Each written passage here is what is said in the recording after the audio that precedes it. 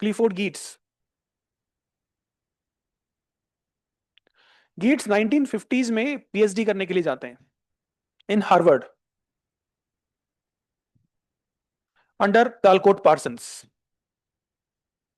ठीक है, जब ये पीएचडी करने जाते हैं टालकोट पार्सन्स के अंडर, तो उस टाइम पे टालकोट पार्सन्स के कुलीग होते हैं Clyde क्लक्कोन।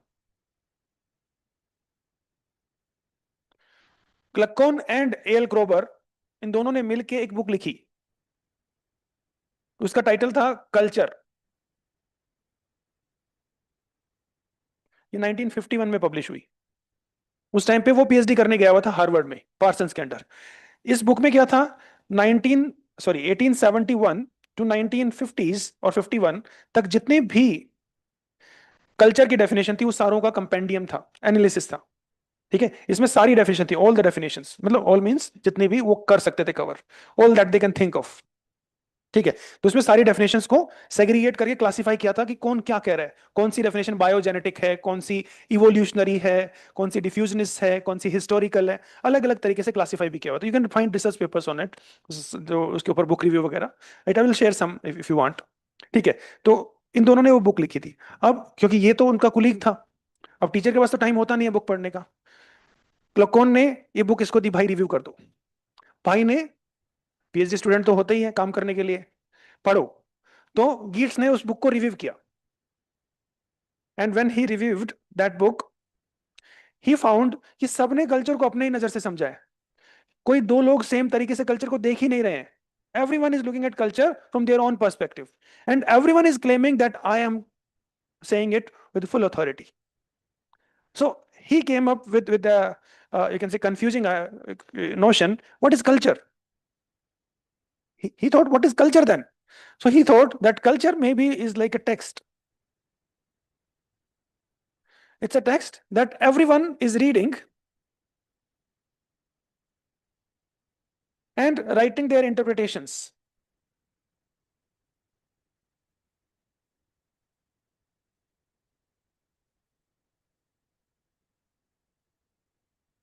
Right? And since text is symbolic, है ना, टेक्स्ट तो सिंबल से मिलके बना है। कोई भी टेक्स्ट है वो वर्ड तो सिंबल है ना। Like pen is a symbol. Pen word इसके लिए भी तो यूज हो सकता था, इसके लिए भी यूज हो सकता था, इसके लिए भी यूज हो सकता था। इसी को पेन क्यों बोल रहे हैं? तो सिंबॉलिक है, there is no connection between that, right. Symbol, symbolic है टेक्स्ट, उसको रीड किया हर एक स्कॉलर ने, और उसके बारे में अपने इंटरप्रिटेशंस लिखे। किस तरह के इंटरप्रिटेशंस थे? May be a little deeper interpretations about. So can anyone claim full objective authority that I am presenting the most objective and empirical analysis of culture? No, none. Why? Because culture is a symbolic system. I believe you get this point, what he was trying to say here. Now, यहां से क्या होता है, Harvard में ही गीट्स को बोला जाता है, एक कल्चर रिलेशंस प्रोग्राम चलाते हैं टालकोट पार्सन्स, उसमें भेजते हैं ये पार्सन्स कल्चर रिलेशंस प्रोग्राम में। जावा के अंदर वो प्रोग्राम चलना था। तो जावा में पार्सन्स तीन ग्रुप्स को भेजते हैं, एक सोशियोलॉजिस्ट, एक एंथ्रोपोलॉजिस्ट और एक साइकोलॉजिस्ट। इन तीनों को कोलैबोरेटिव वर्क के लिए भेजते हैं कि आप अलग अलग फिनोमिना को स्टडी करोगे। ठीक है, पार्सन्स का बिलीफ था सोशियोलॉजिस्ट सोशल रिलेशंस को स्टडी करेंगे, एंथ्रोपोलॉजिस्ट कल्चर को स्टडी करेंगे, राइट। और ये कहता है anthropologist should limit themselves to the study of culture only. ठीक है, सोशियोलॉजिस्ट सोशल स्ट्रक्चर्स को स्टडी करेंगे, और साइकोलॉजिस्ट जो इंडिविजुअल बिहेवियर को स्टडी करेंगे, राइट। तो these are the three group of scholars was sent there, and he was asked to study the religion of Java. He was asked to study the religion, इसको job मिला religion को study करने का।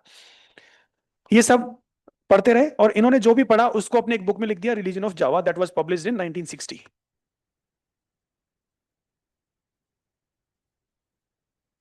Right. So what he found in the Javanese religion, he found that there are three different types of religions in Java. The first one is the Abangan, right? That was a kind of syncretic religion of peasants,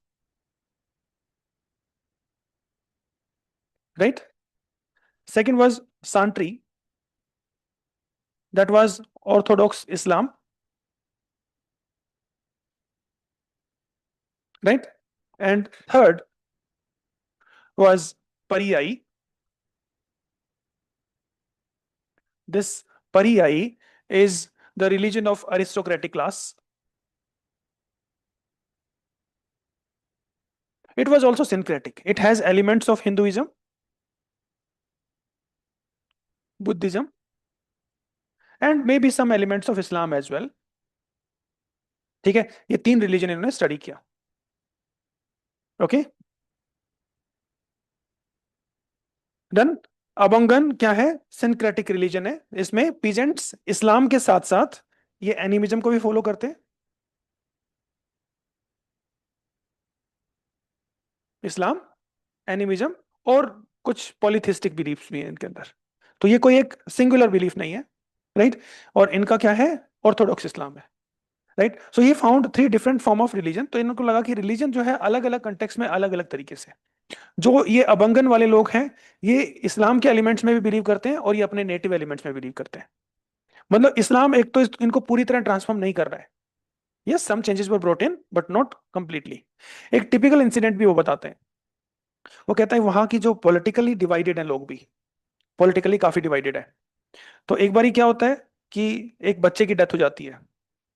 उस बच्चे की death के ऊपर जो funeral prayer करने के लिए एक प्रीस्ट को जाना होता है, राइट? वो प्रीस्ट बेसिकली सांट्री से आता है. वो जब वहां जाता है तो उस बच्चे के घर के बाहर एक पॉलिटिकल पोस्टर लगा होता है. और वो पोस्टर लगा देखते ही वो कहता है कि मैं तुम्हारे यहाँ परफॉर्म नहीं कर सकता. मतलब उसने उस बच्चे का फ्यूनरल के लिए परफॉर्म नहीं किया. How that behaviour was driven driven वो सिंबल था उस पोस्टर के ऊपर, वहां से उसका बिहेवियर बदल गया, right? So religion is not a uniform thing that we see. It's symbolic, contextual, people interpret in accordance with the situations. Maybe on other times अगर वहां पोस्टर दूसरा होता तो शायद वो जो प्रीस्ट था उसको सही इंटरप्रेट करके उसका फ्यूनरल का प्रेयर कर देता, बट अभी नहीं किया. क्यों नहीं किया? क्योंकि पोस्टर अलग था. समझ में आया? तो रिलीजन एक यूनिफॉर्म चीज नहीं है, वो कंटेक्स्ट बेस्ड है. ये इसका ऑब्जर्वेशन था वहां पे. ठीक है. और पहली बात तो रिलीजन, कहीं पे भी रिलीजन एक कंप्लीटली यूनिफॉर्म चीज नहीं होती है. It has elements of Islam but it also has elements of animism, polytheism and many other forms of beliefs. ठीक है. अब एक और चीज जानते हैं. ये तो एक साइड हुआ. दूसरा साइड क्या है? गीट्स जब वहां पे गया था तो उस टाइम पे वो एक बुक पढ़ रहा था, Protestant ethic and the spirit of capitalism. That book was written by Max Weber. ठीक है. जब वो वहां पे गए थे स्टडी करने के लिए रिलीजन ऑफ जावा, तो he was reading the book Protestant ethic and spirit of capitalism, right? This was written by Max Weber. और वेबर की हाइपोथेसिस क्या था कि प्रोटेस्टेंट एथिक जो है उसके कारण जर्मनी के अंदर स्पिरिट ऑफ कैपिटलिज्म आया. That was the idea, right? Now he came up in Java in order to test the Weberian hypothesis whether this Islam is same as the Protestant Christianity for Javanese people or not. ठीक है. Whether the Protestant ethic जैसे वहां पे capitalism लेके आया, same can I take that religion, you can say Islam in Javanese society as same as Protestant religion in Germany. ये इसका hypothesis था. तो he was partly, you can say, happy कि पार्टली सक्सेसफुल था. Yes, but not in full.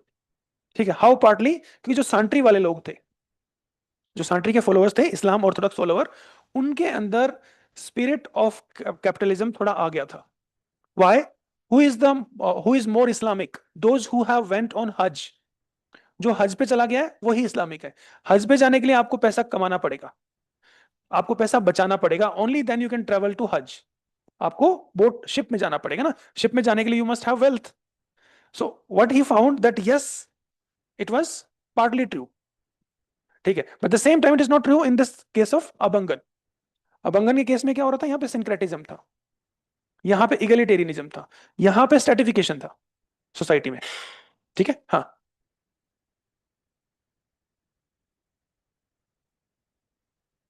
Hmm. No, he is not doing that historical analysis. He was not an historian. He was trying to interpret the cultural phenomena there itself. rooted in the symbols. What he was saying, he was trying to understand whether uh, Islam is equivalent to this Protestant ethic or not. When he was talking about, मतलब क्या मैं दोनों को parallels ले सकता हूँ कि नहीं ले सकता हूँ, कि जैसे जो वेबर ने वहां पे प्रोटेस्टेंट क्रिश्चियनिटी को लिया, तो can I consider Islam in Javanese society as same as he had considered. मतलब वो कहना चाह रहा था कि वेबर की हाइपोथेसिस जावा के अंदर अप्लाई होती है कि नहीं होती है। जावा में अप्लाई करने के लिए उसको वहां का एक लोकल ग्रुप चाहिए था जो कि उनकी तरह बिहेव करे। जैसे प्रोटेस्टेंट एथिक आता है तो क्या होता है, वहां पे कैपिटलिज्म हो जाता है, वहां की सोसाइटी में टेक्नोलॉजिकल प्रोग्रेस होता है। ठीक है, कैथोलिक एंड प्रोटेस्टेंट दो ग्रुप्स हैं, प्राइमरली दो ग्रुप है। तो प्रोटेस्टेंट के अंदर सेविंग की हैबिट आ गई और उन्होंने कैपिटलिज्म को बूस्ट किया। ये कहना चाह रहा था कि ऐसा कुछ हुआ है क्या यहाँ पे, तो इसने लगा कि यस सांट्री में कुछ तो हुआ है। ठीक है, that is what he had found. समझ में आया? तो यहाँ पे इसने वेबरियन हाइपोथेसिस को कैरी आउट किया and he was partly happy with it, he found that it is partly applicable, क्योंकि यहाँ पे तो एप्लीकेबल हो रहा है। ठीक है, यहाँ पे सिंक्रेटिज्म है। ठीक है, ओके। नाउ एक और चीज, अब क्या किया इन्होंने, यहाँ पे तो स्टडी कर लिया, अब ये जाते हैं मोरक्को की सोसाइटी में और मोरक्को में स्टडी करते हैं इस्लाम को। और बाद में क्या करते हैं, एक बुक लिखते हैं Islam observed. In that book he compared Moroccan Islam with Javanese Islam.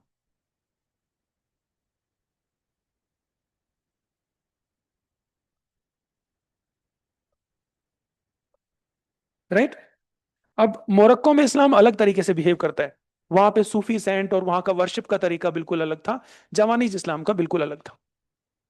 Right, so what he found that Islam or any religion for that matter is rooted in its cultural symbols.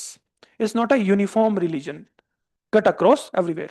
So if it is not uniform cut across everywhere, that means it is not an objective empirical reality, rather it's a cultural construction. Different cultures have differently constructed Islam. ठीक है, तो ये इनका analysis था।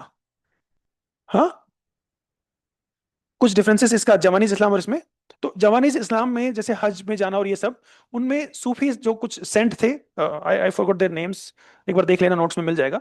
उनकी जो वो होती हैं, कई जगह पे उनके जो क्या बनाते हैं, वो दरगाह बनाते हैं, उसके ऊपर वर्शिप करते हैं। Sometime their footwears and all they are placed, so they people believe, एक पर्टिकुलर वर्ड है, I am missing that word, that's why I am not able to say, कि वो बिलीव करते हैं कि वो जो पूरी प्रीमाइस है जहाँ पे वो पर्टिकुलर इंसान की दरगाह है या कुछ है, उसमें ही एक काइंड ऑफ स्पिरिट है, काइंड ऑफ एक वाइब है, एनर्जी है, तो वहां से वो फील करते हैं। यहाँ वाले इस्लामिस्ट तो हमने देखा ही, सांट्री वाले, they believe in different form of rituals and all. एक बार मैं दोबारा देखूंगा, then I will tell you पूरा याद करके, नहीं तो आप नोट्स में देख लेना। ओके, सो आई बिलीव थोड़ा बहुत आइडिया लग गया होगा आपको कि इस्लाम को इसने कैसे देखा, है ना? ओके, और अगर हम गीट्स में बिलीव करते हैं तो गीट्स का आइडिया हिंदू पे भी लागू होता है फिर, क्योंकि Hinduism is not a uniform religion. In north India it behaves differently, rooted in its cultural symbolism. Northeast India it is different, South India it is different. If you go outside India, you will find Islam, sorry, Hinduism is different. In Nepal is different. Nepal में जो animal sacrifice वगैरह चलता है काफी, है ना? Big animals are being sacrificed. Okay, done. So differentiate between anthropological and psychological approaches to study of religion. Okay, which one is the psychological approach to the study of religion? Can I say that Tyler's approach is a psychological approach to study the religion? Because that is a criticism given by, I think, R.H. Lowy. Lowy says religion is a social phenomena, but what Tyler has done is a psychological explanation of religion. है ना, क्योंकि वो इंसान के experiences के ऊपर बात कर रहा है ना, कि डेथ और ड्रीम का एक्सपीरियंस हुआ उसके बेसिस पे दिया। सिगमंड फ्रूड का explanation, it is the product of internal Discord with in an individual, है ना? इंटरनल डिजोनेंस है, डिस्कॉर्ड है, उसी का प्रोडक्ट है। उसको डील करने के लिए, इंटरनल गिल्ट है, गिल्ट को डील करने के लिए रिलीजन बनाया, है ना? तो there was an all powerful man who enjoyed all the women of their horde, right? Whenever a girl child is born, was kept within the horde. A boy child is born after a particular age, was removed from the horde. One fine day, all the sons, they joined hands, killed the father, ate his meat. After killing the meat, they felt enormous amount of guilt. And to deal with that guilt, all the sons, they have decided something, never to mate with the group women, right? And they raised a flag in the name of father. That flag became a kind of totem. right? And they decided that every year we'll perform the same ritual, a kind of annual ritual, and that annual ritual was the reminder that what to do, what not to do. So rituals is यहाँ पे बहुत सारी explanations हैं, right? इसमें देख रहा है कि फादर और सन के बीच में एक काइंड ऑफ हॉस्टिलिटी है, सिगमंड फ्रूड का जो ऑडिपस कॉम्प्लेक्स है, right? So he says that सारे के सारी जो चीजें हैं सोसाइटी में जो आप देख रहे हो, वो कहीं ना कहीं इंसान की इंटरनल गिल्ट का प्रोडक्ट है, या internal Discord, kind of contradictions that exist in his experience, उसका प्रोडक्ट है। समझ में आया? ये सिगमंड फ्रूड है। अंडरस्टूड? ठीक है। सो सिगमंड फ्रूड के अलावा आप मेलिनोस्की की अप्रोच ले लो, वो भी साइकोलॉजिकली है, इजंट इट? फंक्शनल भी है, साइकोलॉजिकल भी है वो भी। ठीक है। हाउ? साइकोलॉजिकल मतलब आपका इंटरनल साइकी के ऊपर लेके जाकर देख रहा है। ठीक है। Psyche in the sense that means if you remember Tyler, what Tyler says, Tyler says that there was a savage philosopher in early society. That savage philosopher have limited knowledge. He had some experiences, say dream, death, hallucination, echo, shadow. All these experiences were interpreted by the savage philosopher based on his limited knowledge base. That interpretation resulted in some conclusions. The conclusion was that there are three parts of my being. One is the physical body, that this blood and flesh. Second is the life force that animates this body, and third is phantom, right? That these interpretation over a period of time resulted in the belief in spirit or soul, right? I'm saying, I think वो पूरा मैंने आपको बताया होगा कैसे वो grow हुआ होगा. So soul is one part and physical body is another part. Now the men saw that this spirit is in everyone, every individual. After death, the body dies, but spirit remains. And that spirit can be seen bathing in the river, sitting on the trees, or roaming on the hills. It can be seen anywhere. That means the spirit does not die, body dies. That experience made him think that spirit मर नहीं सकती है. And sometimes those spirits come in the dream and tell, कल बारिश आने वाली है, flood आएगा, बच लो. Tomorrow there would be a storm. There could be a famine this year. You have to safeguard yourself. Right? Now, who are those who are coming like this? Those were their parents. Right? It's like that childlike feeling when you are a child. So you are protected by your parents. Whenever you are in some kind of trouble, you recall your parents. मम्मा बचा लो, है ना? भागे होगे, मम्मा बचा लो, कुछ हो गया होगा, डॉग पीछे पड़ा होगा, तो वो जब ऐसा होगा तो उसने भी बोला होगा मम्मा बचा लो. वो मम्मा बचा लो किसको बोला? जब मम्मा तो है नहीं उस मोमेंट पे, मम्मा की तो स्पिरिट है, तो मम्मा की स्पिरिट को बोल रहा है मम्मा बचा लो. वो मम्मा बचा लो की स्पिरिट को बोले जा रहा है. तो over a period of time वो रिचुअलाइज हो गया. वो रिचुअलाइज्ड प्रेयर टू मम्मा और पापा to save himself become animism.